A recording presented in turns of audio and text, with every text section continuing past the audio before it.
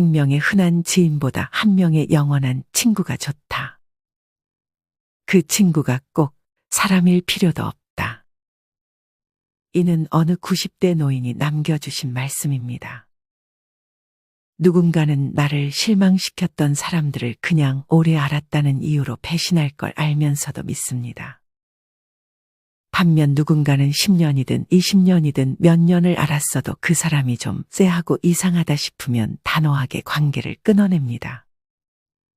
물론 무작정 끊는 게 아니라 처음에는 도움을 주겠지만 그럼에도 사람이 변하지 않는다면 그때 관계를 정리하는 것입니다. 인연을 쉽게 맺고 끊으면 좋겠지만 같이 지내다 보면 유대감도 친밀감도 쌓이는데 이게 안 좋게 작용하는 경우가 있습니다. 그러면 나중에 인간관계에서 후회가 남을 수밖에 없습니다. 우리는 인생을 살아가며 많은 후회를 합니다. 대개 죽음을 앞두게 되면 더 어렸을 때 하지 못했던 것들, 너무 많은 것을 두려워한 것들을 후회합니다. 우리는 지금이 우리의 인생에서 가장 젊은 날이라는 사실을 잊지 말아야 합니다. 여기 늦은 나이에 시인을 꿈꾸는 81세 최씨 할머니가 계십니다. 어릴 적 고생도 모르고 자라 댕기머리 엉치까지 온 그때 나이 17. 신랑 얼굴도 모르고 시집온 후 20살의 2살 딸과 시아버지, 시누이, 남편 모시고 사느라 고생하며 살았습니다. 할머니는 서름 안 받고 자랐으면 됐지 싶다가도 이 좋은 세상 못 누리고 일만 하고 산 것을 후회했습니다. 어느 날 딸이 문득 할머니의 꿈에 대해 물어봅니다. 엄마도 꿈이 있었어? 그러자 할머니가 대답합니다. 왜 없었겠어? 어릴 때는 재능을 키워 그림도 그리고 연예인도 해보고 싶었지. 어릴 때 학교를 못 다녔어. 나중에 글을 배워서 이름을 써놓고 기뻐서 울었어. 딸은 엄마가 학교를 못 나왔다는 사실을 처음 알았습니다. 아직 엄마에 대해 아는 게 없다는 생각에 미안한 마음이 듭니다. 많이 고생했네. 옛날엔 다 그랬지. 제일 후회되는 건 뭐야? 할머니는 딸의 질문에 곰곰이 생각하다 대답합니다. 딱 하나 후회되는 것이 있다면 50살에 네 아빠 새벽에 일 나가겠다 하면 꼭 막았어야 했어. 거기서 크게 다치고 지금까지 고생하는 걸 보면 마음이 아프지. 그것 말고는 없어. 나머지는 지금부터 하면 되지. 아직도 팔팔한데 뭐. 딸은 이런 할머니가 참으로 존경스럽습니다. 최 씨 할머니도 몇 년간은 인생이 서글펐습니다. 하지만 후회는 과거에 대한 성찰이고 미련은 과거에 빠져 사는 것이라는 것을 깨닫고 남은 여생 미련 갖지 말고 해보고 싶은 것 해보자고 생각하며 글도 쓰고 옷도 만들며 행복한 노후를 보내고 있습니다. 나이가 들면 자기 연민에 쉽게 빠질 수 있습니다. 하지만 이보다는 최 씨 할머니처럼 지금이 내 인생에서 가장 젊은 날이라 생각하며 건강한 나이듦을 실천하는 것이 좋은 방향입니다. 오늘은 이와 관련하여 혼자가 된 상황에서도 건강한 나이듦을 실천하는 2가지 방법에 대해 알려드리겠습니다. 첫째는 6개월에 한 번씩 새로운 것에 도전해 보는 것입니다. 우리는 살아있는 동안 배우고 도전해야 합니다. 며칠 전 70대가 된 큰아버지께 가장 후회되는 게 뭐냐고 물으니 40대 때 새로운 도전을 하기엔 너무 나이 들었다고 착각했던 것, 그리고 아마 80대가 되면 또 70대를 생각하면서 그런 후회를 할 것 같다고 답하셨습니다. 두려움이 너무 많고 주변 눈치 보느라 도전해보지 못한 것처럼 미련한 짓이 없다며 말이죠. 사실 나이가 들면 더더욱 새로운 도전에 망설여집니다. 여기에 필요한 것은 체력입니다. 체력이 되지 않는다면 어떤 것을 해도 신이 나지 않습니다. 만약 하고 싶은 것이 있는데 피곤함으로 인해 새로운 도전이 망설여진다면 먼저 체력을 길러보는 것이 좋습니다. 50대가 지나면 새로운 무언가에 도전하는 것이 치매 예방에도 매우 효과적이라 합니다. 그래서 최소 6개월에 한 번씩은 그동안 뭐든 해보고 싶었던 것에 도전해 보세요. 인생 막바지에 후회가 없을 수는 없겠지만 그래도 하고 싶은 거 많이 해봤다라고 생각할 수 있었으면 좋겠습니다. 건강한 나이듦을 실천하는 두 번째 비결은 노화를 기쁘게 받아들이는 것입니다. 우리는 흔히 나이가 들면 나이 탓을 많이 합니다. 어린 시절 빨리 성인이 되고 싶었던 때를 제외하고는 나이 드는 것을 좋아하는 사람은 거의 없을 것입니다. 이렇듯 노화는 대개 부정적인 단어로 인식이 됩니다. 나이가 들어갈수록 체력이 떨어지고 잔병치레가 많아지는 것 또한 나이가 들어간다는 것을 부정적으로 보게 만드는 원인 중 하나입니다. 하지만 노화 심리학자인 예일대 레비 교수의 연구에 따르면 부정적인 연령인식을 가진 사람이 긍정적인 연령인식을 가진 사람보다 스트레스 호르몬인 코르티솔 증가량이 44배나 높다고 합니다. 즉 긍정적으로 나이를 받아들이는 것만으로 노인들의 건강 개선과 부상 회복에 크게 도움을 준다고 합니다. 이뿐 아니라 노화를 긍정적으로 받아들이는 사람은 치매 전 단계인 경도인지 장애 개선에도 큰 도움을 줍니다. 이렇듯 나이를 기쁘게 받아들이는 것만으로도 신체적, 정신적 측면에서 우리에게 많은 이점을 줍니다. 흔히 40세부터 64세까지를 중년이라고 말합니다. 인간의 노화 역시 40세 이후부터 현저하게 나타나기 시작합니다. 하지만 사실 나이가 드는 것은 축복입니다. 물론 중년부터는 건강하게 나이듦이라는 전제 조건이 필요합니다. 실제로 몇몇 노인은 말년이 인생에서 가장 행복한 시기라고 이야기합니다. 그렇다면 나이듦을 축복으로 여기고 인생의 사막을 행복하게 지내는 노인들은 어떤 점이 다를까요? 지금부터는 서울 아산병원 노년내과 정의원 교수가 추천하고 노년의학 전문의와 생물학자 2명의 저자가 100세까지 사는 사람이 많은 블루존을 취재하여 나이가 들수록 더 만족스럽게 살아가는 법을 담은 도서 살아가는 힘은 어디에서 나오는가를 통해 건강하고 행복하게 나이듦은 어떤 모습인지 알아보겠습니다. 노년에 접어든 사람이라면 누구나 알츠하이머 및 관련 치매에 걸려 기억을 잃는 것, 스스로 몸을 가누지 못하는 것, 독립성을 잃는 것을 무엇보다 두려워할 것이다. 하지만 많은 노인이 여전히 스포츠와 여행을 즐기며 70대가 넘어서도 일을 계속하고 있다. 우리는 우리 부모 세대보다 20년은 더 젊게 행동하고 20년은 더 젊은 뇌와 신체를 가지고 있다. 실제로 몇몇 노인은 말년이 인생에서 가장 행복한 시기라고 이야기한다. 인생에서 가장 행복하다고. 어떻게 그럴 수 있을까? 안타깝게도 전 세계 각지에 거주하는 수많은 사람은 특별한 책임 없이 살아간다. 책임을 가지는 것은 삶의 목적을 유지하도록 하는데 말이다. 하지만 우리는 언제든지 삶의 목적을 찾아 건강하고 활기차고 즐겁게 늙어갈 수 있다. 목적이 무엇이든 상관없다. 정원 가득 신선한 채소를 키워도 좋고 손주를 돌봐도 좋고 가까운 역사 협회에서 봉사해도 좋고 완전히 새로운 일을 시작해도 좋다. 제 나이가 91인데 어디에서 삶의 의미를 찾느냐고요. 글쎄요.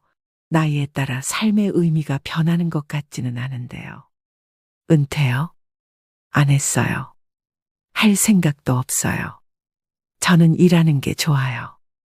하루 종일 사람들이랑 어울려 지내는 것도 좋고요. 30살에 그랬듯 90살에도 새로운 기계를 발명하는 게 제 관심사예요. 제가 살면서 중요하게 생각하는 게 2가지 있어요. 은퇴하지 않는 것 그리고 미래를 계획하는 것이에요. 놀랍게도 전 세계에서 100세 이상 장수하는 사람이 가장 많은 지역인 블루존에는 은퇴라는 개념 자체가 없다. 블루존에서는 90세가 넘은 노인이 물고기를 잡고 농장을 꾸리고 자녀와 손주를 돌보며 사회에 기여한다. 은퇴는 건강과 행복에 악영향을 끼치는가에 대한 대답은 사람과 상황에 따라 다르다. 스트레스가 크고 오래 앉아서 일하는 직종에 종사하는 사람은 지나친 알코올 섭취 및 비만 같은 문제에 시달리곤 한다. 이러한 사람이 은퇴해서 활동량을 늘리고 건강한 음식을 먹고 음주량을 줄이면 기대 수명을 최대 7년까지 연장할 수 있다. 목적을 가지고 활기차게 생활해야 한다는 조건이 붙긴 하지만 이렇듯 일부 직종에서는 은퇴가 건강을 개선한다는 연구 결과가 도출됐다. 반면 전혀 다른 결과를 보인 연구도 있다. 영국에서 실시한 조사에 따르면 은퇴 후 단기 기억력이 저하되는 속도가 40%가량 빨라진다고 한다. 은퇴하기 전에 인지 능력을 자극하는 일을 했다고 하더라도 은퇴한 후에 인지력이 감퇴하는 것을 막을 수는 없다.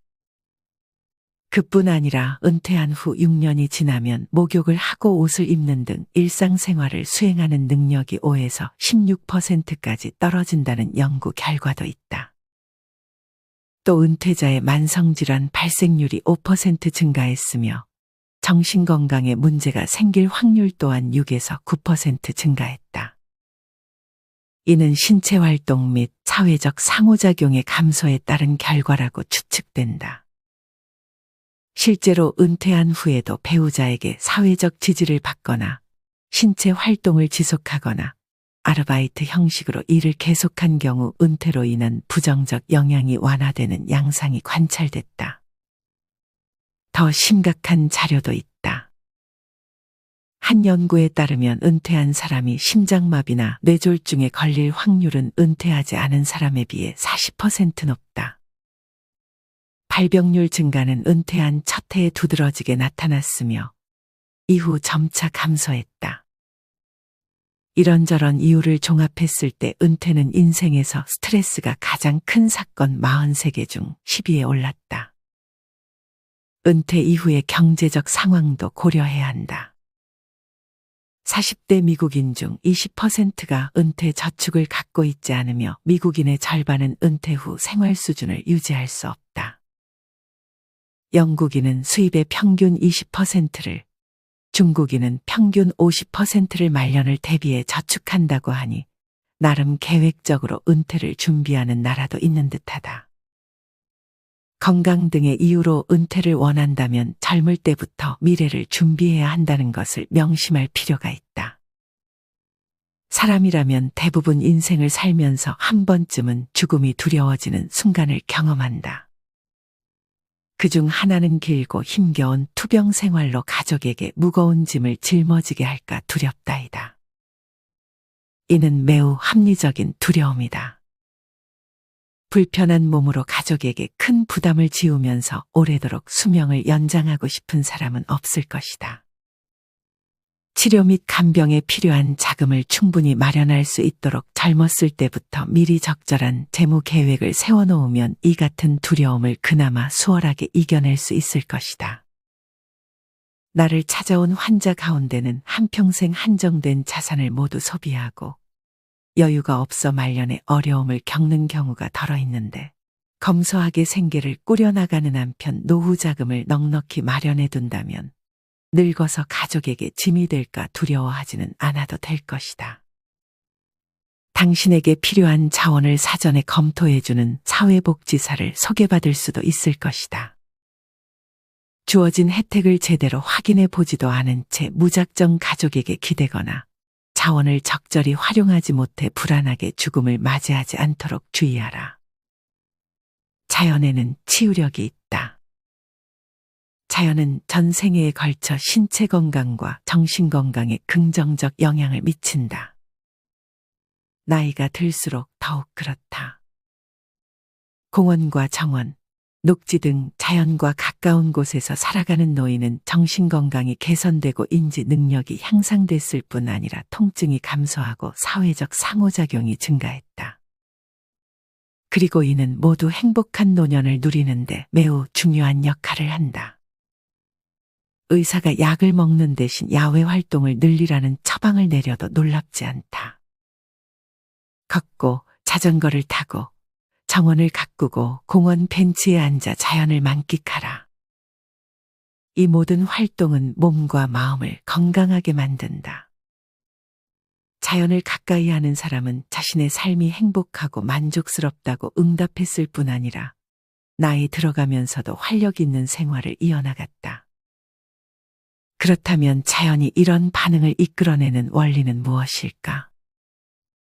자연 속에 있으면 인지 과부하와 정신적 피로가 낮아진다. 원기 회복 효과가 있을 뿐만 아니라 스트레스를 완화하고 상황 대처 능력을 향상한다. 공원이나 숲과 같은 자연에서 머무르는 시간이 기운을 불어넣고 행복감을 높이며 집중력을 개선하는 한편 스트레스를 감소시킨다는 사실은 과학적으로도 입증됐다. 더 건강하고 행복한 미래를 막기 위해서는 초록색과 파란색을 가까이 해야 한다. 초록색은 식물, 잔디, 나무같이 자연 식생이 풍부한 환경을 의미한다.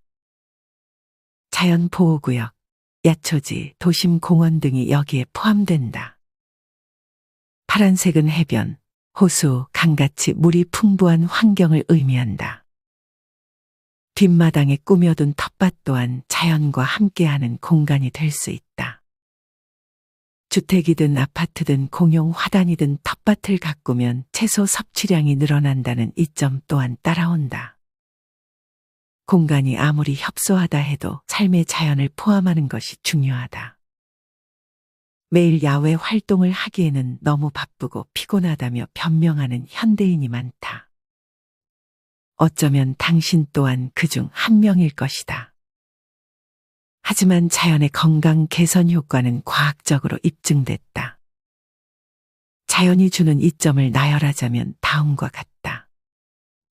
스트레스 완화, 수면의 질 향상, 우울감 해소, 불안 감소, 삶의 만족도 향상, 사회적 유대감 강화, 혈압 하락, 수술 후 회복력 증가, 우렬성 신부전 개선, 통증 완화, 비만 감소, 당뇨병 개선, 면역력 향상, 주의력 향상, 활력 증가, 수명 연장.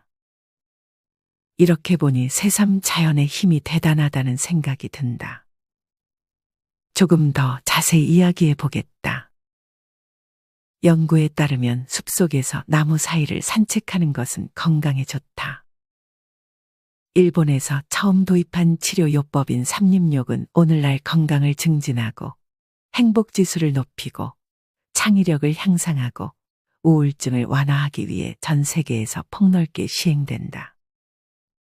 걷고 뛰고 자전거를 타는 등 매일 실외 활동을 하는 노인은 그렇지 않은 노인에 비해 원기 왕성할 뿐 아니라 통증과 수면장애를 포함해 일상에서 불편함을 덜 느낀다고 밝혀졌다. 정원 가꾸기는 신체 기능을 향상하고 고통을 완화하고 전반적 건강 상태를 증진시키는 효과가 있었다.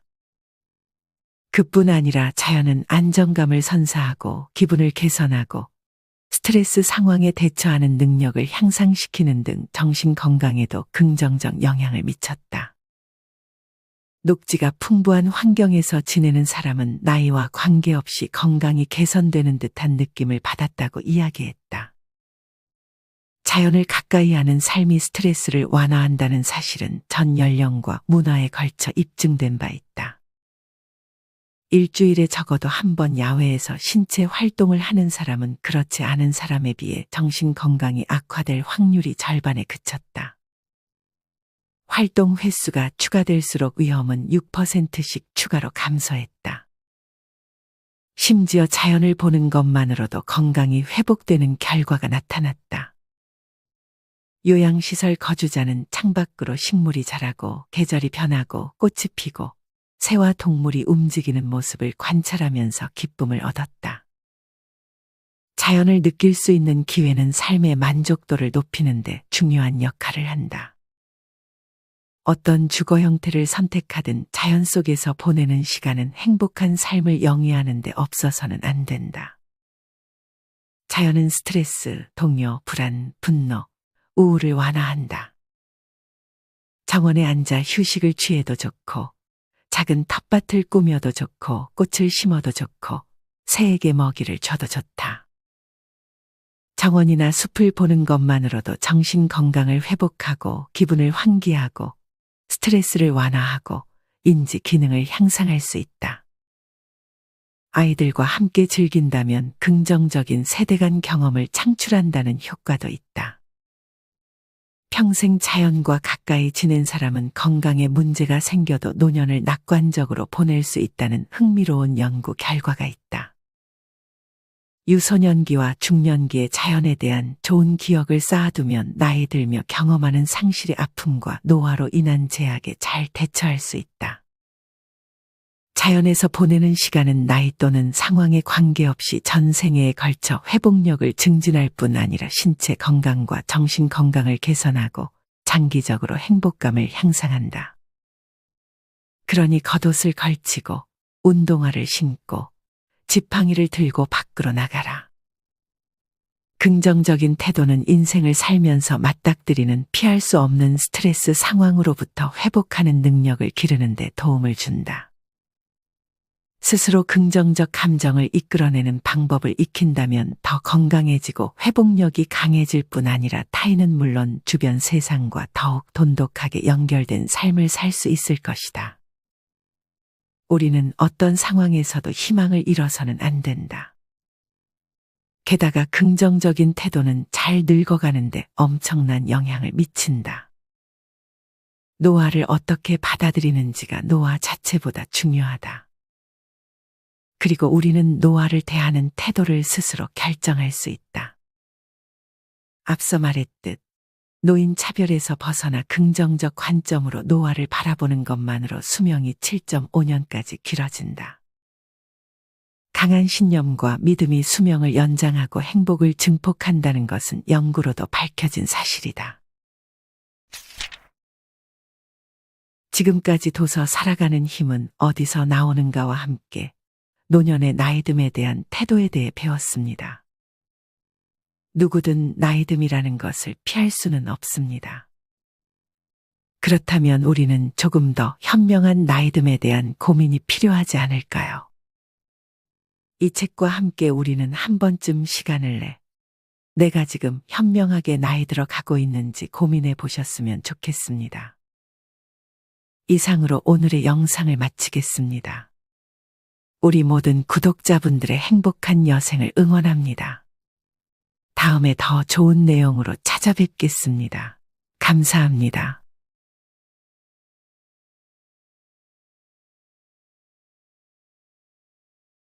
아무리 100세 시대라고 해도 50, 60대가 되면 인생의 반환점을 돈 것이다.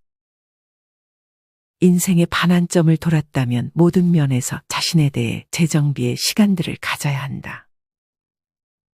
친구란 옵션 같은 것이다. 있으면 좋을 때가 있지만 없어도 아무 상관없다. 오히려 내가 더 자유롭고 편할 수 있다. 반평생이나 살아온 사람들을 바꾸기는 쉽지 않다. 꼭 누군가가 있어야 한다는 강박은 불행일 수 있다. 반환점을 돌았다면 죽음에 대해 몇 번쯤 생각해 보는 것이 좋다. 그저 나의 미래고 누구나의 미래이다. 그래서 돈이나 친구 같은 게 그다지 예전처럼 절대적이지 않다. 나는 지금 여기에 있고 나는 오늘 어떻게 살고 있느냐가 더 중요하다. 돈이나 친구는 죽을 때 가져가는 게 아니다. 누구나 혼자 죽고 이것은 모두에게 공평하다. 이는 나이 들며 관계를 정리해온 어느 90대 노인이 남겨준 말씀입니다. 5, 60대가 되면 인생을 전체적으로 바라볼 수 있는 시기입니다. 그동안 습득한 지혜가 뇌에 응축되어 있고 몸에 붙어 있는 가장 지혜로운 나이입니다. 이 시기에는 더더욱 사람을 함부로 사귀면 곤란합니다. 쓸데없는 인연으로 인생 시간, 돈을 낭비하지 않아야 합니다. 그저 각자의 인생을 살아가면 그게 다입니다. 인연에도 수명 주기가 있는 법입니다. 그냥 순리대로 흘러가게 두는 것이 좋습니다. 시절 인연보다 중요한 것이 있습니다. 여러분은 지금까지 하고 싶은 것 마음껏 하며 살아오셨나요? 인생 막바지가 되면 죽음보다 두려운 것이 후회라고 합니다. 무엇을 했더라면 좋았을 걸이라는 말을 남기지 않는 삶을 살아야 합니다. 오늘은 이와 관련하여 혼자서도 후회 없는 여생을 보내기 위해 해야 할 두 가지에 대해 알려드리겠습니다. 첫 번째는 성취감을 느낄 수 있는 취미 생활을 가지는 것입니다. 취미 활동을 어떤 것을 하느냐에 따라 삶의 질이 달라진다고 합니다. 특히나 우울증은 시간이 많이 남는 순간 자신을 점령하기 시작합니다. 나이 들어 무기력감과 무료함을 느끼는 분들이라면 더더욱 취미 생활을 즐기는 것이 좋습니다. 물론 등산같이 가볍게 즐길 수 있는 취미 활동도 좋습니다. 하지만 성장의 기쁨을 느낄 수 있는 취미 생활이라면 더욱 좋습니다. 일할 때는 마냥 놀면 좋을 것 같지만 노는 것 자체가 일반적으로는 성장과 반대이기 때문에 금방 자괴감에 빠지게 될 수 있습니다. 놀더라도 성장하는 취미를 가지면 할수록 실력이 늘고 그 과정에서 자신감도 생기고 무엇보다 즐겁습니다. 악기 연주 혹은 컴퓨터 배우기 등 성장할 수 있는 취미는 정말 많습니다. 달리기나 스포츠를 하더라도 기록 단축을 목표로 할 수도 있습니다. 물론 너무 무리하는 것은 피해야 합니다. 이런 식으로 어떤 취미 생활을 하던 어떻게 하면 이 취미를 하며 성장할 수 있을까에 초점을 맞춰보세요. 뜨개질을 한다면 점점 더 어려운 난이도에 도전을 해보고 요리를 한다면 조금씩 더 어려운 요리에 도전해 보는 것이 좋습니다. 물론 취미를 가볍게 하는 것도 좋지만 이런 식으로 성장에 초점을 맞춘다면 더 재밌고 자존감도 많이 올라갈 것입니다. 먹고 살기 바빠서 취미 활동할 시간이 없다고 생각하시는 분들도 계실 것입니다. 하지만 일만 하다 쉴 줄을 몰라서 나중에 시간이 생겼을 때 즐길 만한 취미 활동이 없어서 우울증이 생기는 경우도 많습니다. 어떤 분은 먹고 살기 바쁘지만 중고 기타를 장만해 하루에 10분씩 연습을 하고 있다며 이렇게 짧게라도 취미 생활을 즐기는 것이 행복하다 말씀하셨습니다.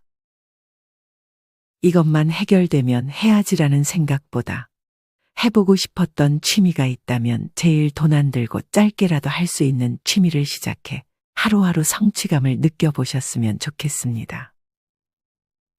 후회 없는 여생을 보내기 위해 알아야 할 두 번째는 자신에게 진실해지는 것입니다. 남들에게 좋아 보이기 위해 노력한 것들은 정말 의미 없다는 것을 나이가 들면서 깨달아갑니다. 많은 경험을 통해 내가 이런 걸 좋아하는구나, 싫어하는구나 하며 느끼는 과정이 스스로의 행복에 대한 감각을 날카롭게 만들어줍니다. 여러분은 어떤 것을 좋아하나요? 남들이 좋다고 하는 것 말고 정말 자신이 좋아하는 것이 뭔지 우리는 스스로 진실해져야 합니다. 특히나 우리 부모님들은 누구의 아버지, 어머니로서의 책임만을 강요받고 자신의 삶은 뒷전이었을 것입니다. 그래서 자신에게 진실해지는 것을 어색하게 생각하기도 합니다. 또한 우리는 습관적으로 타인과 비교해서 후회를 하곤 합니다. 그 과정에서 나는 무엇을 좋아하는지를 잊곤 합니다. 스스로가 무엇을 좋아하는지에 솔직해져야 행복에 가까워질 수 있습니다. 어쩌면 지금도 여러분은 여러분 자신을 속이고 있을지도 모릅니다. 다른 사람이 좋다고 해서가 아닌 정말 나 자신이 좋아하는 것을 우리는 꾸준히 찾아나가야 합니다.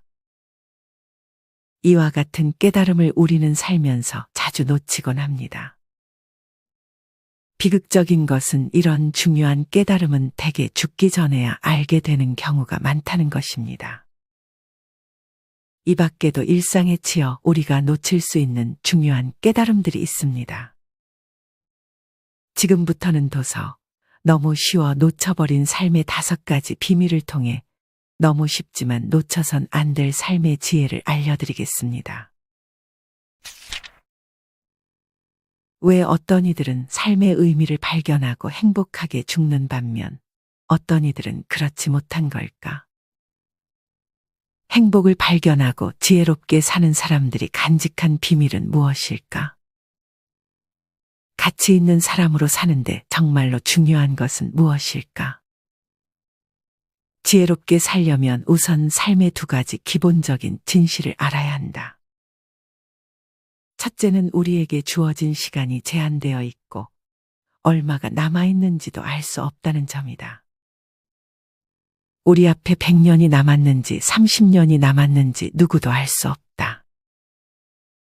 둘째는 우리에게 주어진 시간은 이렇게 제한적이고 불명확하지만 이 시간을 사용하는 방식에 따라 우리는 수많은 것들을 선택할 수 있다. 우리가 행복이라 부르는 경험을 만들어내는 것은 하루하루의 만족과 기쁨을 가리킨다.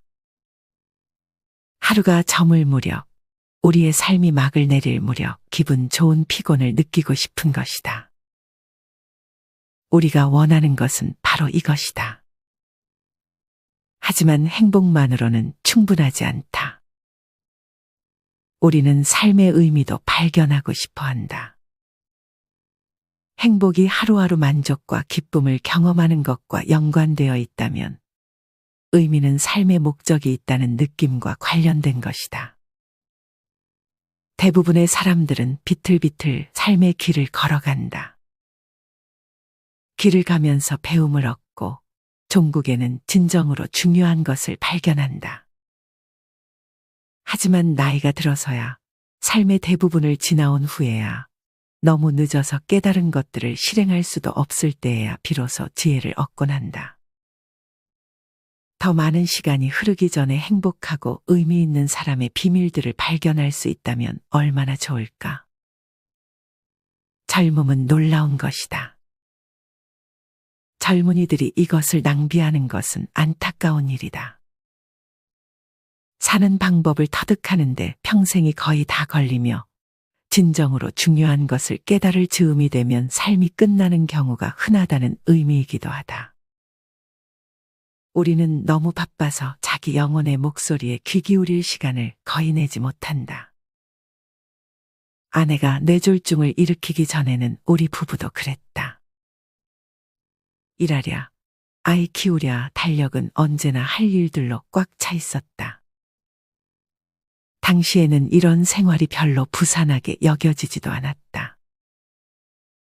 그러다 아내의 뇌졸중을 계기로 우리는 먼저 삶의 속도부터 늦추었다. 그리고 서로의 목소리에 귀 기울이기 시작했다. 덕분에 이전과는 달리 여러 가지 면에서 서로를 믿고 기댔으며 중요하지 않은 일들을 서서히 내려놓기 시작했다. 이처럼 우리는 때로 단순한 삶을 강요당해야만 비로소 상황을 분명하게 보기 시작한다.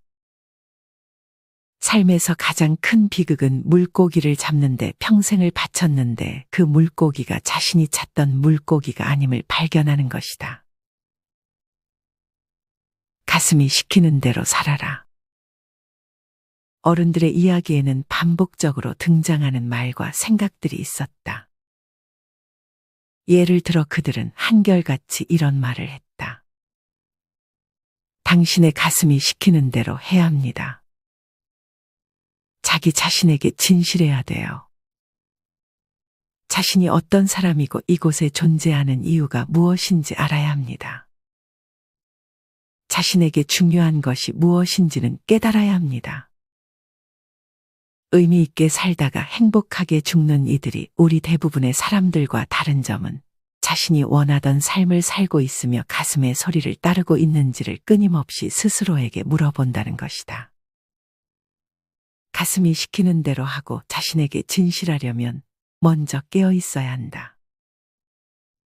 소크라테스는 성찰하지 않는 사람은 살 가치가 없다고 했다.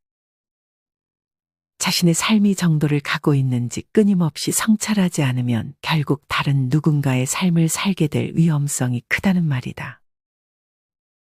그러면 삶이 끝날 때 평생 동안 자신이 아닌 다른 사람의 길을 걸어왔다는 끔찍한 깨달음에 직면하고 만다.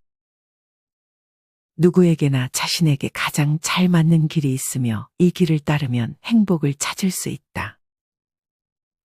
행복한 사람들은 무턱대고 중요한 문제에 초점을 맞추지 않는다.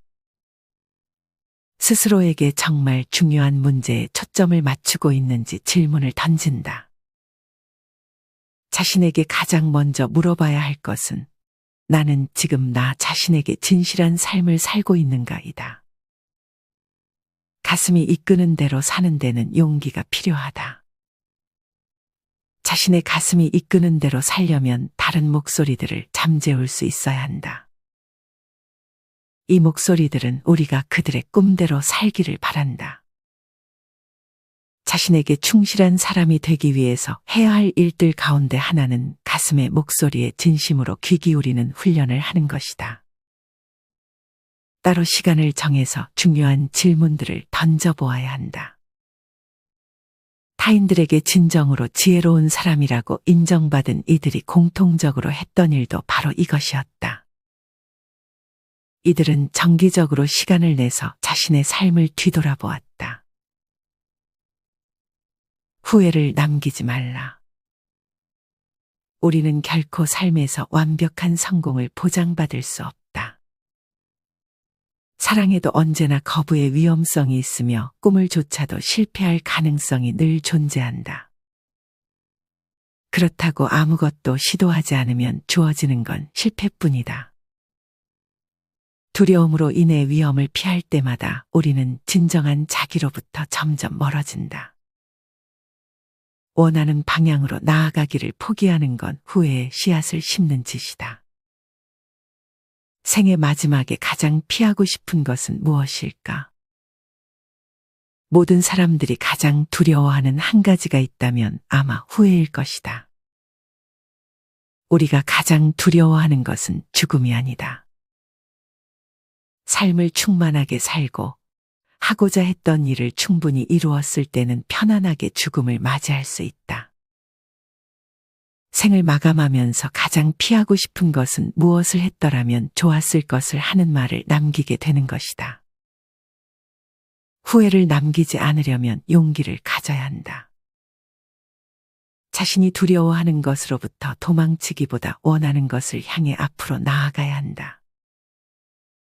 삶이 떠안기는 불가피한 실망들도 이겨내야 한다. 나는 235명의 인생 선배들에게 삶의 중요한 기로에 대해 물어보았다. 이들의 이야기를 들으면서 한 가지 분명하게 깨달은 점이 있다. 위험을 무릅쓰고 무언가를 시도했을 경우 삶의 마지막 순간에 이것을 후회하는 일은 없다는 점이다. 원하던 결과를 얻지 못했어도 말이다. 실제로 인터뷰했던 사람들 가운데 위험을 무릅쓰고 무언가를 시도했는데 그만 실패하고 말았다며 후회한 사람은 단 한 명도 없었다. 그보다 대부분의 사람들이 위험을 감수하고 충분히 시도해보지 않았다며 아쉬워했다. 후회를 남기는 것은 실패가 아니다. 두려움 때문에 실패의 위험성을 전혀 무릅쓰지 않으려 했던 자신, 시도조차 해보지 못한 일들이다. 살 만큼 살고 나면 위험을 감수해도 잃을 것이 훨씬 적다는 것을 깨달을 것이다. 만약 1년밖에 살 수 없다면 여러분은 어떤 모험을 하겠는가? 그냥 책상 밑에 숨어서 안전하게 살겠는가? 창가에 서서 쇼를 구경만 하겠는가? 현관 안락의자에 앉아있는 노인의 눈으로 자신의 삶을 바라본다면 여러분은 어떤 선택을 하겠는가? 스스로 사랑이 되라. 가장 중요한 것은 자기 자신을 사랑하는 것이다.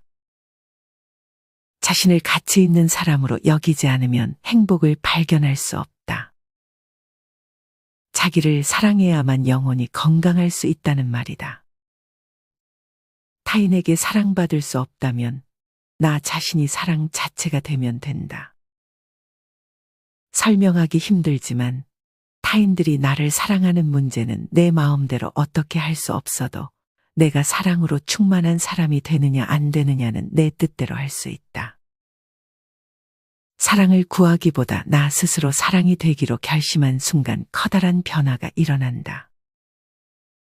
인간은 하루에 평균 45,000에서 55,000 가지의 생각들을 한다. 내면에서 끊임없이 수다가 이루어지기 때문이다. 사람들 누구나 하루 종일 자신과 대화를 나눈다. 물론 대부분의 생각들은 따뜻하고 긍정적인 것들이다. 하지만 자신을 바라보는 시각에 부정적인 영향을 미치는 생각들도 많다. 나는 실패자야. 나는 사랑받을 만한 사람이 못 돼. 나는 매력이 없어. 난 뚱뚱해.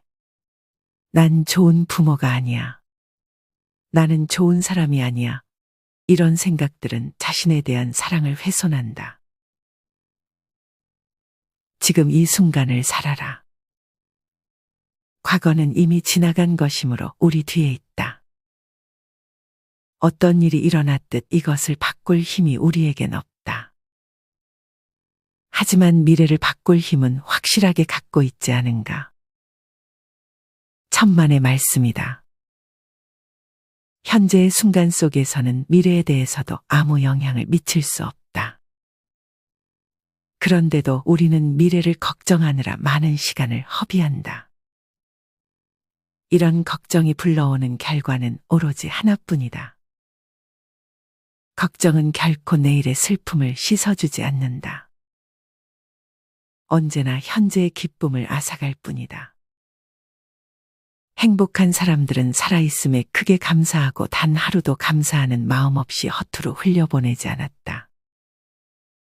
로마의 철학자 세네카는 하루하루를 별개의 삶처럼 여겨야 한다고 말했다.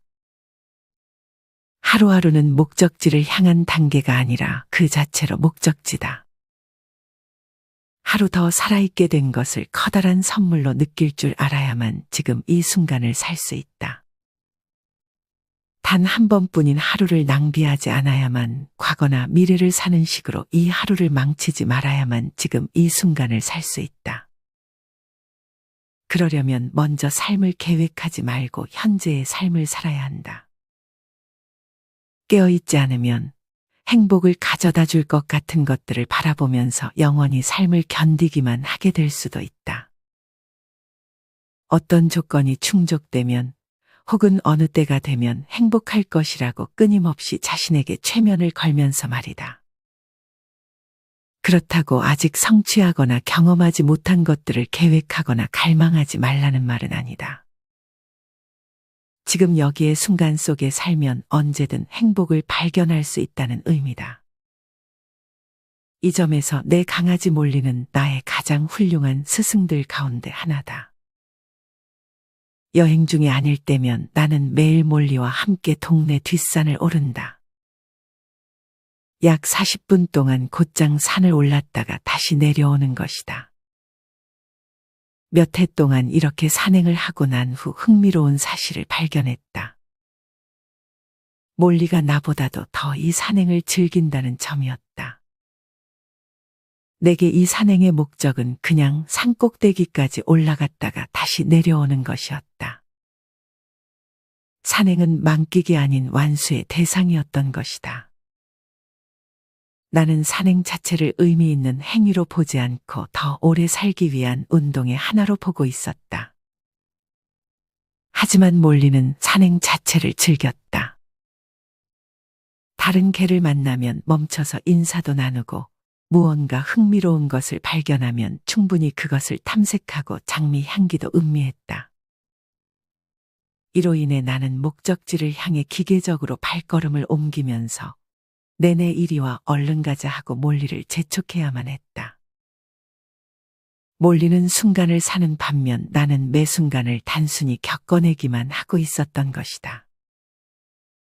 여러 해 동안 나는 암에 걸린 사람들을 많이 만났다.